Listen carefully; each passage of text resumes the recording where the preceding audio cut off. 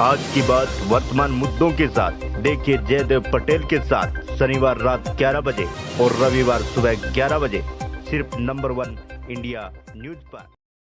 नमस्कार व्यूअर्स, मैं जयदेव पटेल और आप देख रहे हैं नंबर 1 इंडिया न्यूज। आज की बात वर्तमान मुद्दों के साथ के इस खास कार्यक्रम में आज हम बात करेंगे उत्तर प्रदेश सरकार की तरफ से कावड़ रूट पर जो दुकानें लगी हुई है उनके नाम के संचालकों के नाम और साथ ही जो व्यक्ति काम कर रहे हैं उनका नाम के बोर्ड लगाना अनिवार्य है। इसके पीछे क्या कुछ मायने हैं और इसी के साथ साथ आरएसएस प्रमुख मोहन भागवत जी ने ईश्वर की जो एक अपेक्षाएं हैं कि कैसे ईश्वर से आगे आदमी एक सुपर पावर बनेगा, उसके बाद कैसे भगवान तक वो बनना चाहता है, इसको लेकर जो राजनीति की जा रही है इसके पीछे क्या मायने हैं, इन्हीं दामोदर बात करने के लिए हमारे साथ खास मेहमान विश्व हिंदू परिषद के अंतर्राष्ट्रीय अध्यक्ष आलोक कुमार जी, आपका बहुत बहुत स्वागत है आज हमारे प्रोग्राम में।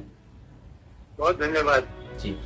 आलोक कुमार जी, आपसे मेरा पहला सवाल है कि कावड़ यात्रा को लेकर के उत्तर प्रदेश सरकार की तरफ से जो फैसला आया गया है इसको लागू करने के लिए कह दिया गया और कहीं लागू हो भी गया है कि कावड़ रूट पर जो दुकानें हैं उसके संचालकों के नाम और इसी के साथ साथ जो व्यक्ति वहां काम करेगा उसका नाम केवल बोर्ड बाहर लगाना बहुत अनिवार्य है। इसके पीछे क्या मायने आप देखते हैं? मैं समझता हूँ कि इस पर किसी को आपत्ति नहीं होनी चाहिए। हम सब जानते हैं कि कांवड़ यात्रा इतनी असाधारण संख्या में तीर्थ यात्रियों को आमंत्रित करता है। दिल्ली से हरिद्वार का जो बहुत बड़ा चौड़ा राजमार्ग है उस पर गाड़ियों की आवाजाही बंद करनी पड़ती है। वो पूरी सड़क कांवड़ यात्रियों से भर जाती है। लाखों कांवड़ यात्री पैदल उससे चल करके शिव जी को जल चढ़ाने के लिए आते हैं। इसके लिए जो भी सुरक्षा के इंतजाम थे वो सबको आगे आकर कर लिए और उसमें से एक साधारण व्यवस्था ये है कि हम किससे डील कर रहे हैं, कौन रास्ते में है, इसकी जानकारी होना चाहिए। इसलिए अगर अपना नाम लिखने की बात कही गई है तो सुरक्षा की दृष्टि से वो एक आवश्यक बात है। कोई बाहर का आदमी तो नहीं आ रहा, कोई गलत आदमी तो नहीं आ रहा। जिसका नाम लिखा है वो वहां का मालिक है, वो चला रहा है। मैं समझता हूं कि ये निर्णय सुरक्षा के हित में है और किसी को भी इसमें आपत्ति नहीं करना चाहिए। जी आलोक कुमार जी, लेकिन उत्तर प्रदेश सरकार के इस फैसले के बाद कहीं की राजनीति भी शुरू हो गई है जिसको लेकर AIMIM प्रमुख असदुद्दीन ओवैसी का बयान सामने आया। उन्होंने ये तो यहाँ तक कह दिया कि मुसलमानों को बायकॉट किया जा रहा है और साथ ही योगी सरकार का जो फरमान है ये कहीं न कहीं छुआछूत को बढ़ावा दे रहा है। इस बयान का कोई मायने नहीं, ऐसी कोई अपील नहीं की गई, किसी के बहिष्कार की बात नहीं कही गई। अपना नाम लिखो, इतना ही कहा गया है। इसमें से उनकी कल्पना है जो उन्होंने ये ढूंढ लिया है। मैं समझता हूं कि ओवैसी की आपत्ति उचित नहीं जी। आलोक कुमार जी, अगर हम बात करते हैं तो तौकीर रजा साहब का एक बयान फिर से वायरल हो गया। अक्सर भड़काऊ बयान को लेकर चर्चित में रहते हैं।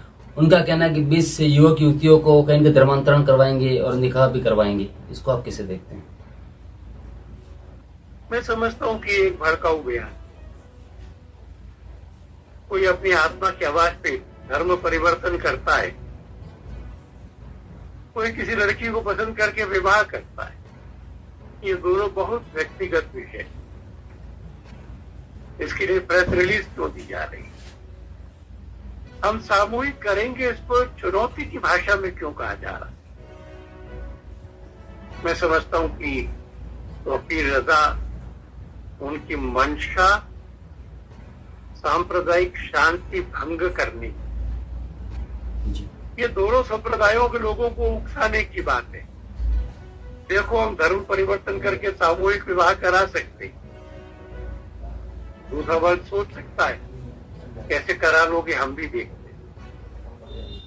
इसलिए मैं कहूंगा कि तौकीर रजा ने जो किया है उसके पीछे मंशा अच्छी नहीं है।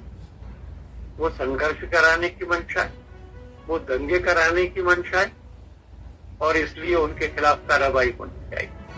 जी आलोक कुमार जी, आरएसएस प्रमुख मोहन भागवत जी ने झारखंड में एक बयान देते हुए ये कहा कि मनुष्य की जो एक प्रवृत्ति है वो पहले सुपरमैन बनने की है, अगर सुपर पावर बन जाता है तो उसके बाद उसकी इच्छा देवता बनने की है और उसके बाद भगवान बनने की है।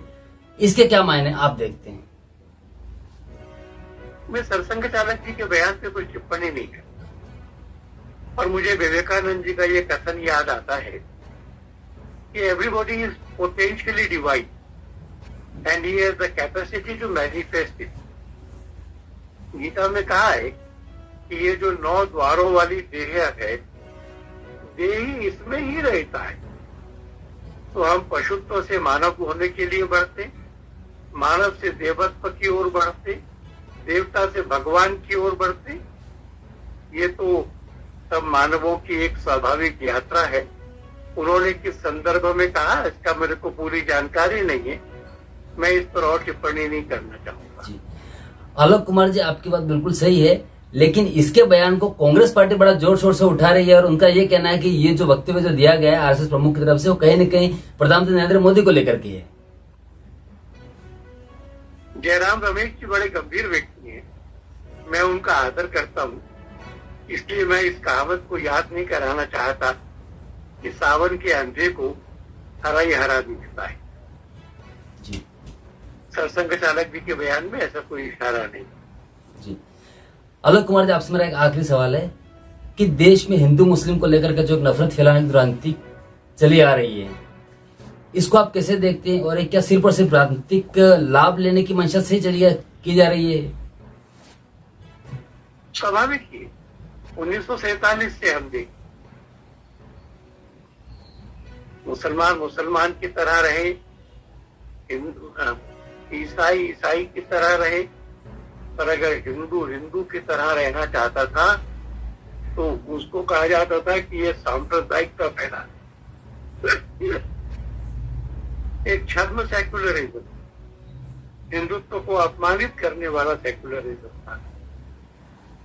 माइनॉरिटीज को भड़काकर आवेश में रखना, उनको व्यक्ति के नाते ट्रीट नहीं करते थे, वोट बैंक के नाते ट्रीट करते थे। इसलिए मुसलमानों की सामाजिक आर्थिक दशा सुलटाने का उन सरकारों ने प्रयत्न ही नहीं किया। इस्लाम खतरे में है कि नारे से, एक गुस्से में, एक आवेश में रखा गया।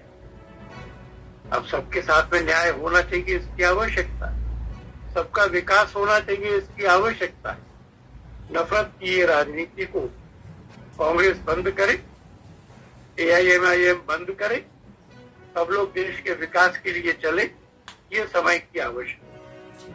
आलोक कुमार जी, आपने हमारे लिए समय निकाला, उसके लिए आपका बहुत बहुत धन्यवाद। आपका भी बहुत धन्यवाद। नमस्कार।